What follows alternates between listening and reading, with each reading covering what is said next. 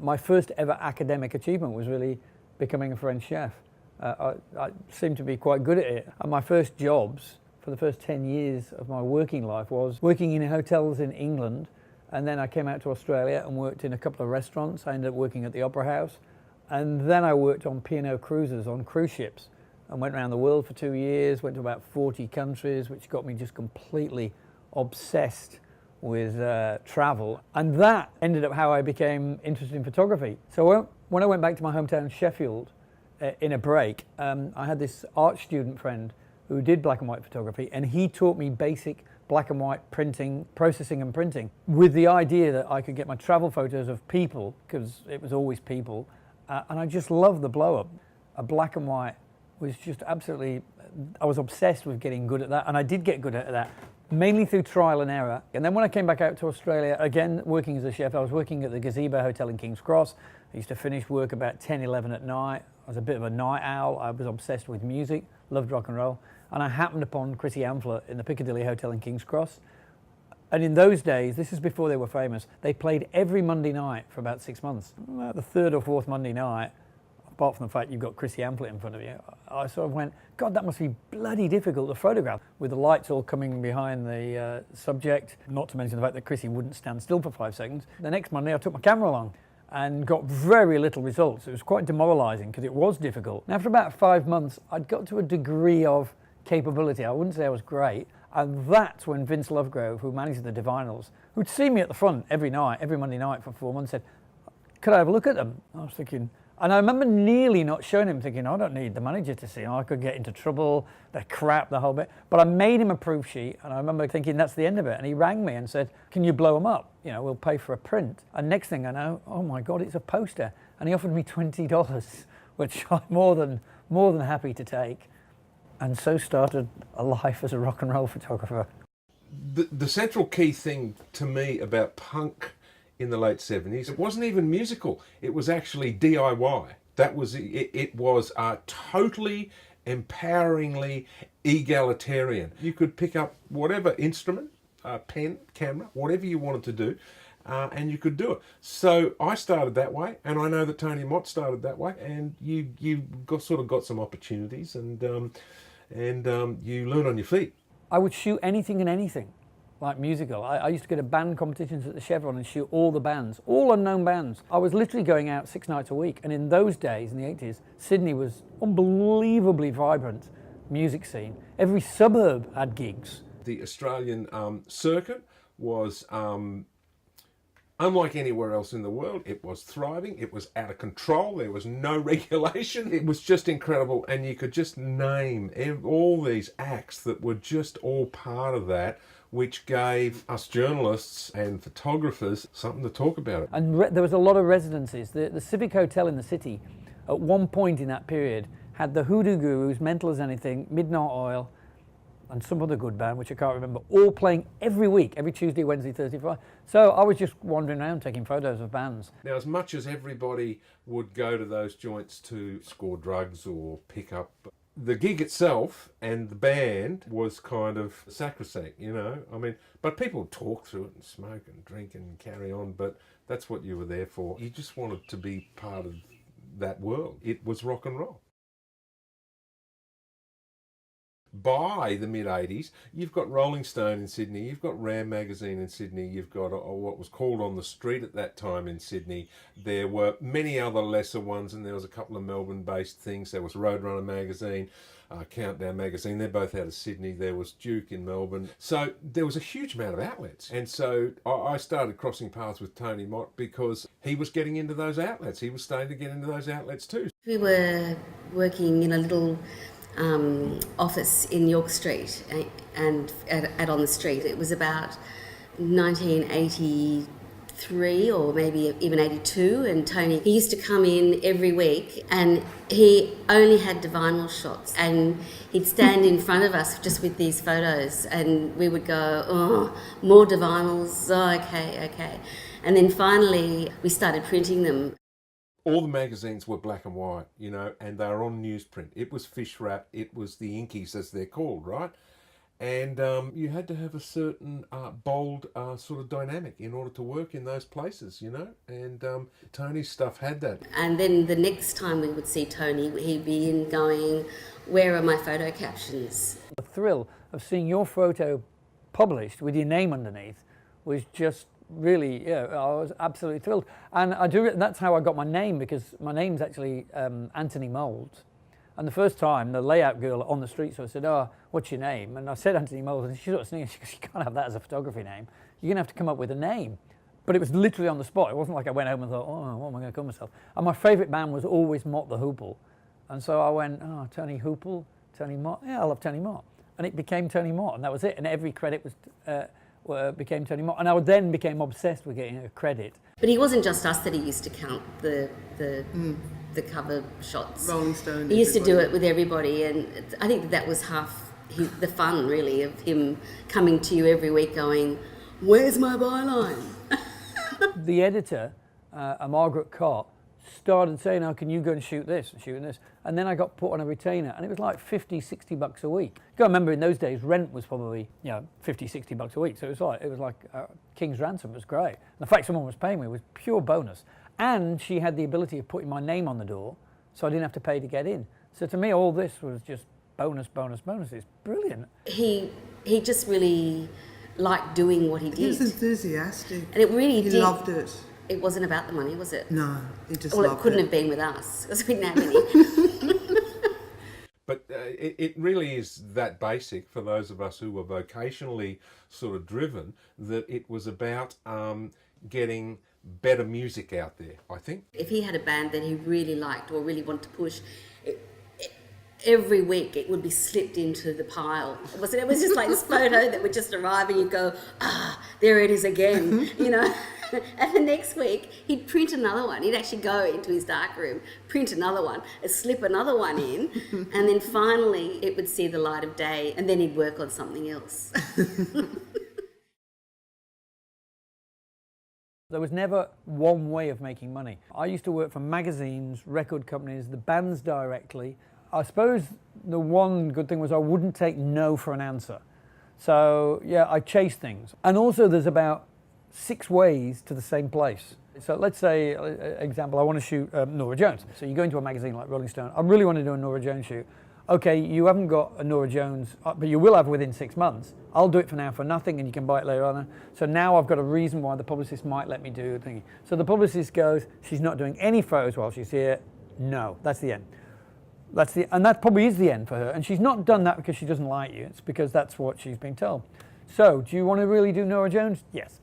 So now you go to the record company. You can't be seen to be going around the back because she'll get upset. Then you go to the publisher, who's got a good relationship with her. They know the manager one-on-one. Now you've got the support band to go to. Oh, you're supporting Norah Jones. I really want to do... No. The promoter is the next one. The promoter's going to have a bit of a relationship with her. No. There is a point where you just go, she's not going to do a photo with you. That's the end of it. Just forget it. That's that people skill where I've pushed her to the edge, and if I push her any further, she's going to hate me, and I'm never going to get anything in the future. The Rolling Stones, I toured with them once, and then the next tour I wasn't hired, and I just kept contacting anybody and anybody I could, till eventually, by complete irony, Tony King, who managed Mick Jagger at the time, just said, oh, I was always going to use you, don't worry about it. But by that moment I thought, oh, do I need to backtrack and apologise, because he's about to get a barrage of people going, Tony Mott. And I think he probably did get a barrage of people from record coming, oh, you thought about hiring? And he's going, yeah, I had the git. I'm going to sack him if I get one more request. Because he's good at capturing live photos, he gets invited on tour a lot. And as you would be aware, like most famous people are pretty egocentric. That's they're super duper protective of their image. That's why at a concert the photographer pit's cleared out after 3 songs. It's once the makeup started to run, the sweat started to happen, the photographers are out of there, or they're kicked out of there. So, I mean, if you get invited to go on tour, it's because you make them look good. Or he captures their spirit and their energy really, really well. And I think part of that is being patient, part of that's being a fly on the wall, just being there to capture the moment. I think from our point of view, he developed his eye, that sort of moment when a performer actually loses themselves in the performance. It was really the best part of his work, as far as the photo that would come over across your desk and you go, wow. You almost feel that you were in that steamy pit. If I looked down and saw Tony, I knew, right, we're in it's like almost like a safe house, and for a nervous little twit like myself, that's pretty important. Like, oh shit, Tony's here. Right, this must be good. This must be worthwhile. Tony had, and still does have, a reputation of being probably the best live music photographer in Australia. And I knew that he'd photographed everyone, but he also is just a huge fan of local Australian music as well. So he turns up at, stadium gigs and at tiny pub gigs as well. He does a bit of everything. Wherever I am, I want to get the very best shot I can get. I mean, often you're frustrated, you've no control over the lights, circumstances, 200 punks on top of your head, the lights going on and off at the wrong time, you've got to get the right direction, whatever. You're not going to get a masterpiece every time you go out and shoot a live thing, but you want to, that's your aim. I'd got the live down pat, I knew how to do live, but sessions, I was really, really ignorant. And I'd just turn up, and I was sort of in awe of musicians. So they'd turn up, I'd turn up, and nothing would happen, because they'd expect me to direct it, like, we should stand here. And I thought they'd just tell me what to do. A lot of these bands didn't have, a style in mind. So sometimes he probably would have been left up to him to actually create it, because, this is going to be the way it is. This is how people are going to see you without hearing you. So those early days, I was doing sessions for bands. I'd literally go into the Hopetown, the Annandale, the Trade Union Club, whatever. And if I saw a band I liked, I'd just approach them afterwards and say, oh, I'll do a session for you. And I used to charge them $25 for the roll of film to be processed. So they were getting it. And of course, they were happy to do it because there was no real money involved.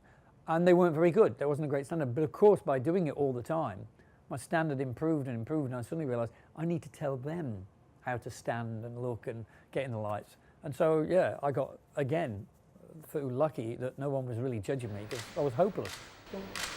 And head up a little bit, Chris. Don't punch your chin too hard. That's it. I'll go back to the square lens. I've been outvoted. What they do on stage is what I want their photos to be. So we go for another. Yeah. That's cool. Just fold your arm for one, and then we're going to go with energy. It does get quite complicated in as much as a lot of people are involved in a photo. There's you, there's the band's manager, the record company's publicist, the magazine's editor, the magazine's graphic artist, and they might all be going in different directions. So there is a bit of politics going on. So we're saying that. So we're saying the jackets? Yeah. Is that what we're saying? Yeah. The jackets? Do you want me to go back here, Tony? No, don't get changed. What do you mean tighter? You mean them coming closer together? But ultimately, I think the most important person to please is yourself. Second person is the artist. Third person is the manager of the band. And then the record companies and the magazine, because if they're paying for the shoot, yeah. So yeah, as I said, it's a complicated political process. And the beauty of photography, as in all art, is it's all subjective. I mean, you take a photo and you think, oh, wow, I love that. And then the artist goes, I don't want that. Oh, I quite like that. Well, what about that? But we got something in there. Some photographers you kind of feel you've almost got your guard up when they're around, But with him, he's just one of the crew. So everyone's very fond of him. He seems to have the right kind of taste and perspective, He's not going to kind of take a photo of you when he's got the pants down or something. Well, he might, but he wouldn't print it. Well, a lot of bands, a lot of performers just love working with him. He gives more than he gets. I've never liked having my photo taken, no. Which is why Tony's good, because it just happens without you really realising it's happening. And he's incredibly fast at it too. And I think that comes from so many years of doing what he does. He'd turn up and talk like a whirlwind. It was his show. Yeah, almost like the live shows that was our show, and Tony was there. And then in the studio shot, if he was photographing the band, it was his show and we were just there. So the sessions with him would always be 10 or 15 minutes, whatever ridiculous shirt I was wearing. He wouldn't pass comment on it. You left the studio knowing that you were the least important person in the building because, you know, Tony came and photographed you and, you know, whatever notion people have of a rock star, he was far bigger than any of us were because he had stories, he had enthusiasm, and he was quick. A quick shoot is a good shoot, and the reality is once you've set the lights up and you've got what you want, you can do it quite quickly. But you know, when Silverchair spring to mind, at the height of their fame, I went up to Newcastle, and you know, the management and publicists wants lots of variety. The band don't want lots of variety, they just want to get it over and done with. And you hear the echo of, are we done yet? Are we done yet? Are we done yet?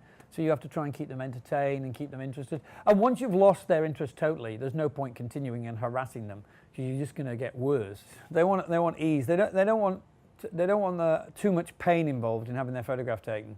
Musicians don't turn up on time, so you know you've got a session booked in at 2.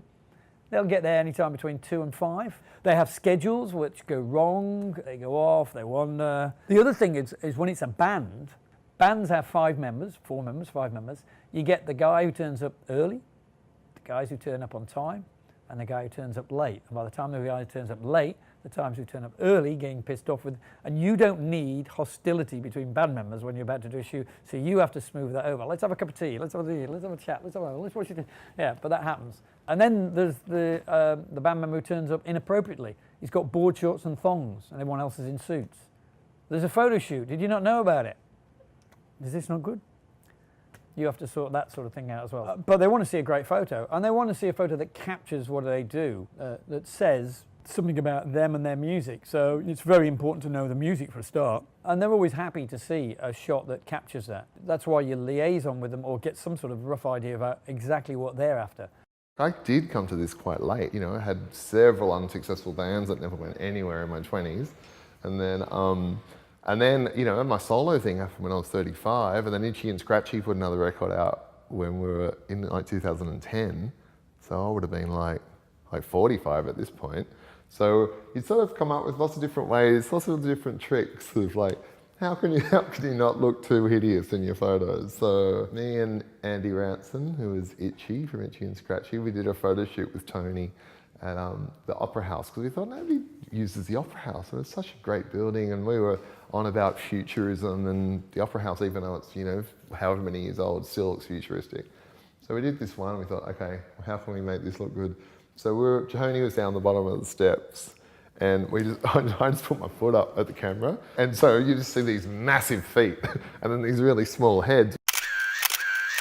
It was a great photo, like Tony did a great job, it was really, really cool. Actually that day, we've been walking around and sort of trying to get different shots, and it wasn't the best day, there was clouds and stuff, it wasn't super good light or anything like that. It was like we're at the end of the day, it's probably about 5 o'clock, 5:30, and it's like, oh, let's go for a beer. That was, you know, that's enough, isn't it? Have you got enough, Tony? Yeah, we'll go for a beer. So we went down to that opera bar, and then, like, you know, God just moved the clouds open for a moment, and it was the golden hour. All wrinkles disappear. It's just heaven, and Tony's like, quick, here's the moment, go. He grabs his camera out of his bag, removed the beers, and we had about 5 minutes. So it was just click, click, click, and they ended up becoming the photos of the campaign. It was like, it was just magic sort of, you know, moment, and Tony being smart enough to realise this is it. I think I really loved the photos from the my film clip shoot in Newcastle on the edge of the bus. I look back at that photo and I think that was a time in my life where so many exciting things were happening, and I had this kind of look of both being completely overwhelmed at how fast things were going and also just really excited by the possibilities around me. And I think he somehow seemed to capture that. You can take 600 shots and get one good one, or you can be like Tony, come in full of brio and enthusiasm and a lot of love as well. He might take 30 shots and you've got 10 great ones because you're spreading this, you know, bonhomie, and I doubt you'd find any performer or any subject that would say any different. I think these days, you know, there are so many people that have access to really incredible equipment that not so much of the initial skill has to go into it. But that's what sets Tony apart, I think, because he really has just, you know, he's a veteran basically, and you can tell when you see his photos there's a life to them, I think. Yeah, there's a really unique quality to them. They're not perfect, which is what I think makes them great. On the street was like the Bible. You would just wait for it and you'd go to your cafe or your pub or wherever you picked it up from, and that had, you know, making that was like, oh my God, we have made this if you're in that paper. So you'd see photos, and I think Tony had his rather large, you know, fisheye lens period, which, you know, I loved. I mean, every time you saw that, I'd look at the bottom, I was like, who took that? It's like, oh, Tony Mott. Oh, cool, okay. When he got the fisheye lens, we almost became divorced because every single photo was like fisheye, and then, you know, and it went on. We went on for quite a while. Fisheye, what? Yes. I think he shot the Beastie Boys with that lens, or Slipknot, or one of those kind of bands. And then he kind of became known for it, and it was a real like 90s thing for a while, is those fisheye lenses. I guess they should rename it the Mott lens, perhaps, because he's forever associated with that. Took loads of great photos of bands, you know, and the lead singer's normally got this really gigantic head, and the others are all up in the distance, which I like, being the lead singer.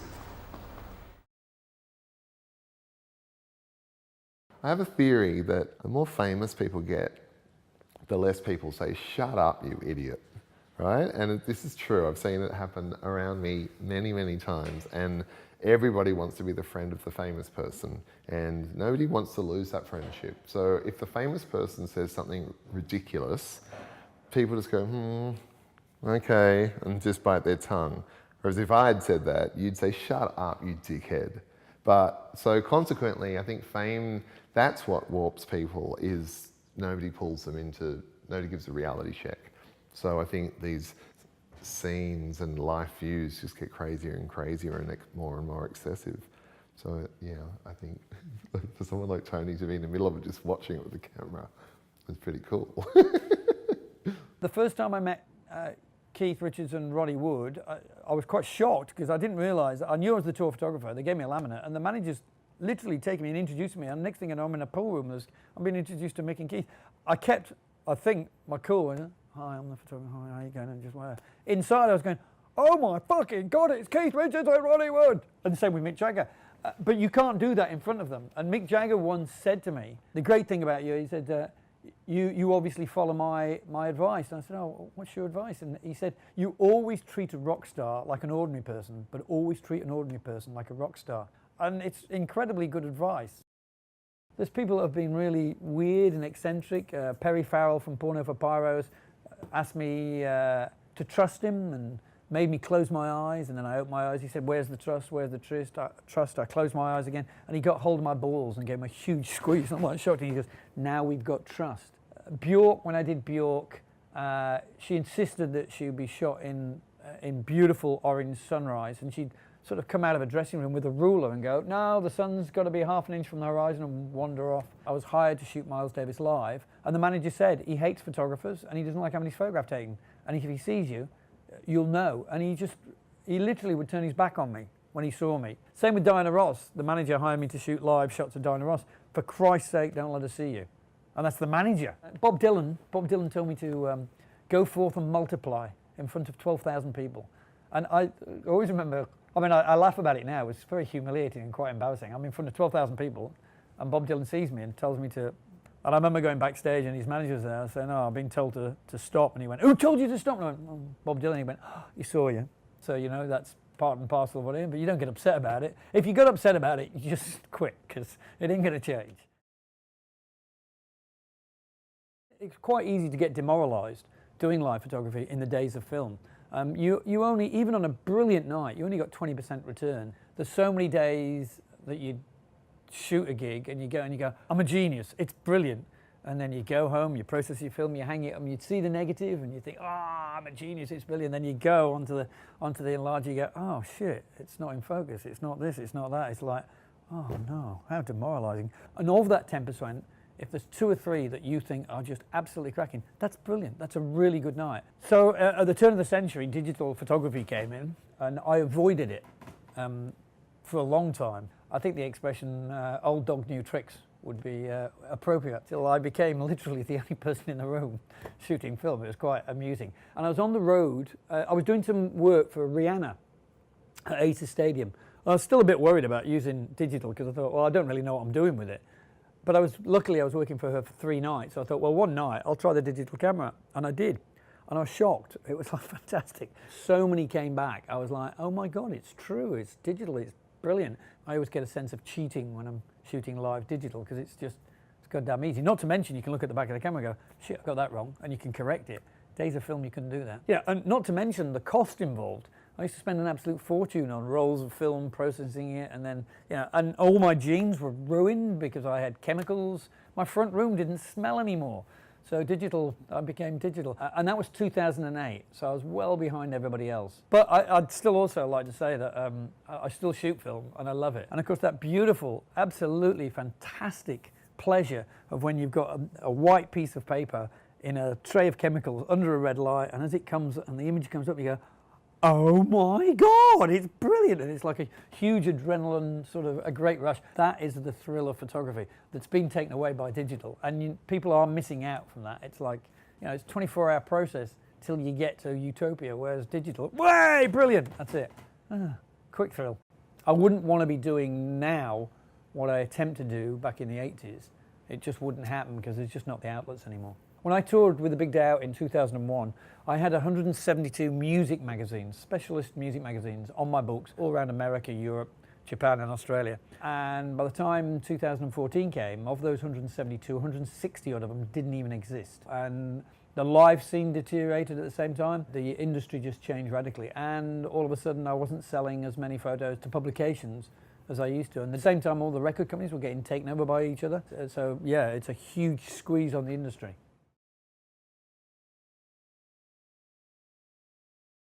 The thing I love about him is he's got like 6 million stories. What about when he went in the helicopter?